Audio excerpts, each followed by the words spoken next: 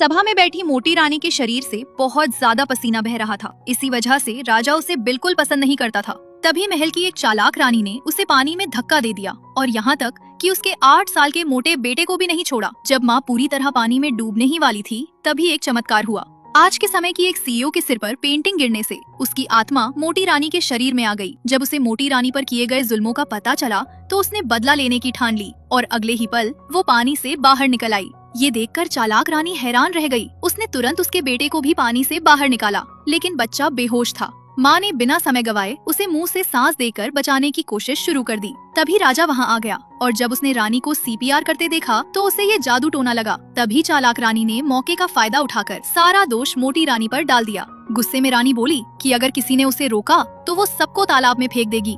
तभी वैद्य ने दोबारा जाँच की और बताया कि राजकुमार की सांसें रुक चुकी हैं। ये सुनकर बादशाह टूट गया, क्योंकि वो उसका पहला बेटा था। लेकिन रानी ने हार नहीं मानी और दोबारा सांस देने की प्रक्रिया शुरू कर दी। कुछ ही देर में बच्चा होश में आ गया और बादशाह खुशी से झूम उठा। इसके बावजूद चालाक रानी मोटी रानी को दोष देती रही और राजा उसकी बातों में आ गया। उसने रानी को 2 महीने के लिए अलग महल में बंद करने का हुक्म दे दिया। गुस्से में रानी ने चालाक रानी और राजा दोनों को पानी में धक्का दे दिया। बदले में चालाक रानी ने उन्हें सड़ा हुआ खाना और सूखी रोटियां देने का आदेश दिया। उसे पूरा भरोसा था कि इतनी मोटी औरत ज्यादा दिन जिंदा नहीं रह पाएगी, लेकिन मोटी रानी घबराई नहीं। उसने दरवाजा अंदर से बंद किया और एक उंगली चटकाई। अचानक एक रहस्यमय स्क्रीन सामने आ गई, जिसे देखकर दासी और बेटा चौंक गए। तब रानी ने बताया कि ये स्क्रीन दुनिया की कोई भी चीज मंगा सकती है। उसने तुरंत कसरत का सारा सामान और आधुनिक सुविधाएं मंगवा ली, जिससे पूरा उजड़ा महल एक शानदार जिम बन गया। माँ और बेटा रोज कड़ी ट्रेनिंग करने लगे और सिर्फ 1 महीने में दोनों पूरी तरह बदल गए।